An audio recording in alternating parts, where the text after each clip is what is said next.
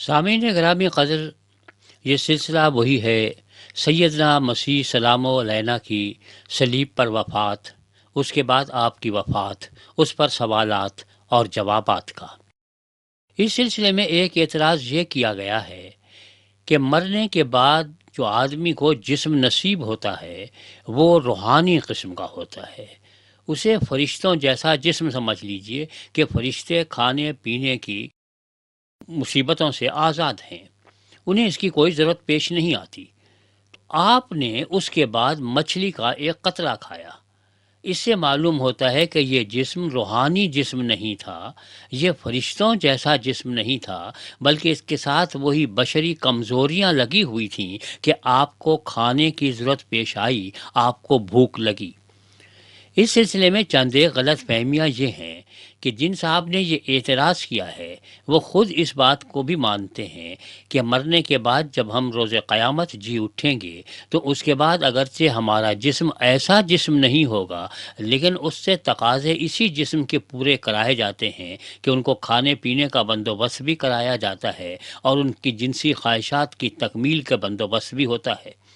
اب مسئلہ یہ ہے کہ مسیح کا اگر کوئی جسم ایسا تھا جو فرشتوں جیسا تھا تو صرف وہاں پہ یہ نہیں ہے کہ فرشتے کھاتے پیتے نہیں ہیں، بلکہ وہاں پر جس سلسلے میں ذکر ہوا ہے وہاں پر یہ ہے کہ مرنے کے بعد لوگ فرشتوں جیسے ہوں گے، جیسے فرشتوں میں شادی بیاہ نہیں ہوتا، اسی طرح سے ان میں بھی کوئی شادی بیاہ نہیں ہوگا۔ ظاہر ہے کہ یہ قیامت کے بارے میں ہے۔ جتنے لوگ یہاں پہ زندہ ہوئے، اگر ان کی بیوی پہلے سے موجود تھی اور مرے ہوئے زیادہ عرصہ نہیں ہوا تھا تو اس کی بیوی ہی رہے گی، کسی اور کی تو نہیں بن جائے گی۔ سیدنا مسیح سلام علیہ نے ضرور مچھلی کا ایک قطرہ لے کر کھایا، لیکن اس سے یہ کب لازم آتا ہے کہ آپ کو مچھلی کا قطرہ کھانے کی ضرورت بھی تھی؟ ہم کھانے کے ساتھ عام طور پر یہ فرض کر لیتے ہیں کہ آدمی کو بھوک لگی ہوگی اس لیے کھایا ہے، اس لیے وہ اس کی مجبوری ہے، لیکن آپ تکلفاً بھی تو کسی کے ساتھ کھا لیا کرتے ہیں۔ آپ خود کہتے ہیں کہ بھائی یار گھر سے کھا کے نکلے تھے لیکن فلاں صاحب کے ساتھ پاس چلے گئے تو بھائی مجبوراً وہاں پہ تھوڑا سا ان کا ساتھ دینا پڑا، ورنہ برا مانتے کہ دیکھو بھائی مہمان ہیں اور یہ کیا کر رہے ہیں اور میزبان کی دعوت کو ٹھکرا رہے ہیں۔ تو آپ یہ جانتے ہیں کہ ہمارے یہاں کسی کی دعوت کو ٹھکرانا بہت بڑی بدتمیزی ہے، یہ اس کے ساتھ تعلقات ختم کرنے کی کوشش ہے، اور ہمارے یہاں اس کو بہت برا منایا جاتا ہے۔ اگر آپ کسی کے یہاں جائیں اور کھانا پیش کیا جائے اور آپ نہ کھائیں تو دوسری دفعہ وہ آپ کو نہ صرف بلائے گا نہیں بلکہ آپ کے کھانے پر بھی نہیں آئے گا۔ اگر سیدنا مسیح نے اپنے صحابہ کرام کی دعوت قبول فرما لی اور آپ نے مچھلی کا ایک قطرہ کھا لیا تو اس سے کب یہ ثابت ہوتا ہے کہ آپ کو مچھلی کھانے کی ضرورت تھی اور بھوک کے مارے آپ مرے چلے جا رہے تھے؟ آپ خود اندازہ لگائیے کہ ایک شخص 34 برس کی تقریباً جس کی عمر ہو، محنت مشقت کرنے والا آدمی ہو، لکڑی کا کاروبار کرتا ہو، رات دن محنت کرتا ہو، پیدل چلتا ہو، تمام عمر تبلیغ میں گزارتی ہو، میلوں کے حساب سے چلا جا رہا ہے، 3 دن تک چلا جا رہا ہے، بھوک پیاس کا احساس نہیں ہے۔ بھائی جب وہ کھانے بیٹھے گا تو مچھلی کے صرف ایک قطرے پہ گزارا تھوڑی کرے گا، وہ تو 3 4 مچھلیاں بھی ہڑپ کر جائے تو اس کے بعد بھی ڈکار نہیں لے گا۔ تو ایک قطرہ کھانے کا مطلب یہ تھا کہ بھائی میں نے آپ کی دعوت قبول کر لی، مجھے کوئی اعتراض نہیں ہے، میرے تمہارے تعلقات ختم نہیں ہوئے، کیونکہ واقعہ یہ تھا کہ صحابہ کرام آپ کی گرفتاری کے وقت سب کے سب آپ کا ساتھ چھوڑ کے چلے گئے تھے۔ تو اب سوال یہ تھا کہ کیا آپ ان لوگوں کو قبول فرمائیں گے یا نہیں فرمائیں گے؟ اب اگر وہ دعوت کا اہتمام کرتے ہیں اور آپ کھانا ان کے ساتھ نہیں کھاتے تو اس کا مطلب یہ ہے کہ ہمارے تمہارے تعلقات ختم ہو چکے ہیں، چونکہ تم نے مجھے چھوڑ دیا، میں نے تمہیں چھوڑ دیا۔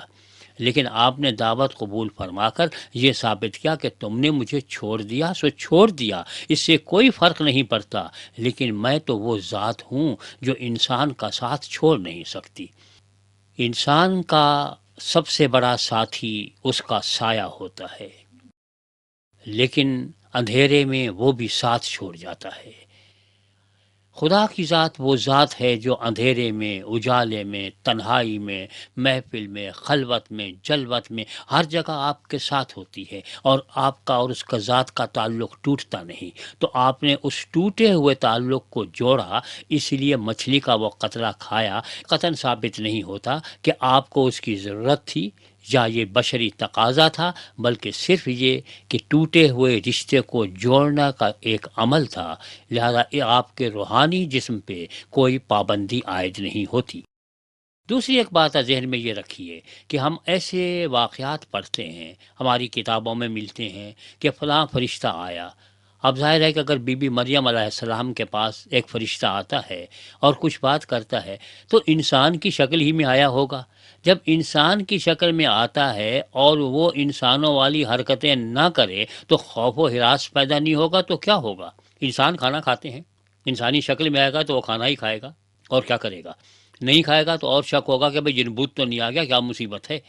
اسی سلسلے میں ایک اعتراض یہ بھی کیا گیا ہے کہ مسیح نے کہا بھائی ہاتھ لگا کے دیکھ لو، میں جن بھوت نہیں ہوں، میرا جسم ہے۔ اس سے معلوم ہوتا ہے کہ وہ زندہ تھے۔ ہم نے کب کہا کہ زندہ نہیں تھے؟ سوال یہ تو نہیں ہے کہ آپ زندہ تھے یا نہیں تھے، سوال یہ ہے کہ کیا آپ زندہ ہو گئے یا نہیں ہوئے۔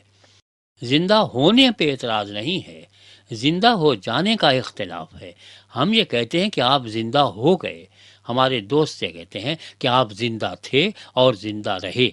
تو یہ اختلاف کی گنجائش موجود ہے۔ لہذا اس کو سامنے رکھتے ہوئے جب ہم دیکھتے ہیں کہ اگر وہ فرشتوں والا جسم بھی ہو اور وہ انسانی شکل میں آئے گا تو انسانوں والی حرکتیں کرے گا، انسانوں جیسی باتیں کرے گا، انسانوں والی زبان استعمال کرے گا، اور اگر انسان کھانا کھاتے ہیں تو ظاہر ہے کہ وہ ان کے ساتھ کھانا بھی کھائے گا۔ اس میں ایسے تعجب کی بات کیا ہے؟ یہ کوئی اعتراض ہے ہی نہیں جو زیادہ قابل قدر ہوتا، لیکن چونکہ ایک اعتراض کیا گیا تھا تو ہم نے یہ سوچا کہ اس کا بھی جائزہ لے لیا جائے، اور ہمیں معلوم ہوا کہ ایک تو اقتباس کو اپنی جگہ سے ہٹا دیا گیا، وہاں پہ شادی بیاہ کے بارے میں ہے کہ مرنے کے بعد کوئی شادی بیاہ نہیں ہوگی، بیویاں نہیں ہوں گی، جنسی تعلقات پیدا نہیں ہوں گے۔ اس عبارت کو ہٹا کے مسیح کی زندگی کے ساتھ منسلک کرنے کی کوشش کی گئی، اور دوسرے یہ ہے کہ اس روحانی زندگی کو بالکل الگ انداز میں پیش کیا گیا۔ ہمیں امید ہے کہ سوال کرنے والے صاحب کی تسلی اور تشفی ہو گئی ہوگی، لیکن اگر نہ ہوئی ہو تو ہم ہمیشہ حاضر ہیں، آپ دوبارہ سوال کر سکتے ہیں، مزید وضاحت چاہ سکتے ہیں، ہم ہمیشہ جواب دینے کے لیے تیار ہیں، کیونکہ ہم اعتراض کا اور سوال کا برا نہیں مناتے۔ اگر ہم سوالات کا اور اعتراضات کا برا منانے بیٹھ جائیں تو پھر آپ یہ بتائیے آپ سے بات کیسے ہوگی؟ اگر ہم اعتراضات پہ پابندی لگا دیں تو لازمی طور پر نتیجہ یہ نکلے گا کہ ایک طرف سے تعلقات ختم ہو گئے۔ ہم تو کہہ رہے ہیں کہ مسیح نے تعلقات بحال کیے، ہم ہمیشہ یہ راستہ کھلا رکھنا چاہتے ہیں، چاہے اعتراضات کی شکل میں ہو، چاہے سوالات کی صورت میں ہو، کہ کسی نہ کسی طرح سے کسی بہانے آپ سے ربط و ضبط تو قائم رہے، کہ چلو ایک بہانہ یہ بھی ہے آپ سے ملاقات کا کہ آپ سوال کریں، ہم جواب دیں، آپ کی تسلی نہ ہو دوبارہ کیجئے، یہاں تک کہ بات آپ کے دل کو لگے اور آپ اسے قبول کر لیں۔